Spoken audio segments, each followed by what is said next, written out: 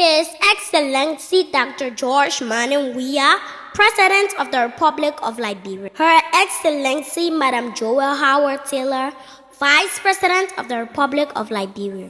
Mr. President-elect Ambassador Joseph Nema Boakam, Vice President-elect Jeremiah Kwankun, members of the 55th Legislature, the peace and loving people of Liberia, I salute you. I am honored today to address you on the theme Rebuilding Through Education. Since the end of Liberia's severe crisis, followed by the devastating Ebola outbreak and the most recent global threat, COVID-19, the government agencies, the education systems, and other sectors are still reconstructing. Taking the overwhelming rate of global development into account, Liberia, along with its literacy rate, is staggeringly behind the rest of the world, including many African nations. This fact isn't without irony, as Liberia is the oldest African republic and the first African nation to begin educating her citizens. Liberia has a great number of young people. Children under the age of 15 make up 42% of its population, while 63% is under 25, UNICEF report. This gives the country a great task at hand. Since the E that is in the middle of the policy statement, arrest, created by the president-elect, stands for education.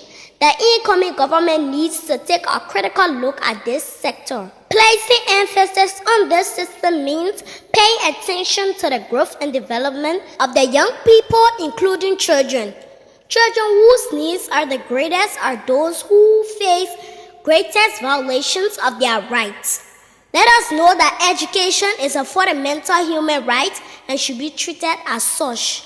Yet most of Liberia's children, adolescents, and youth are trapped in a cycle of violence, poverty, deprivation, experience violence, struggle to get educated. Over 30,000 children within Monrovia alone are out of school, selling on the streets during school hours.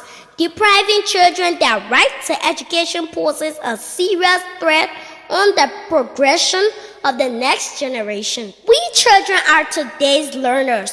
We are also tomorrow's leaders.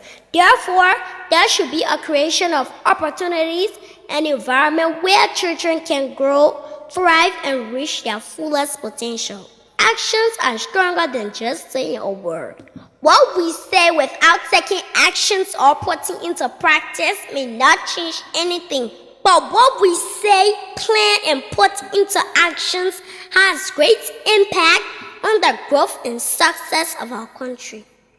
The government of Liberia needs to double efforts and enforce existing education policies, plans, and strategies, collect real-time data to improve education programming, and provide educational support to the young people, especially the most disadvantaged children. This endeavor should, however, be a collective effort involving every Liberian to understand that everyone is charged with the responsibility to make Liberia better.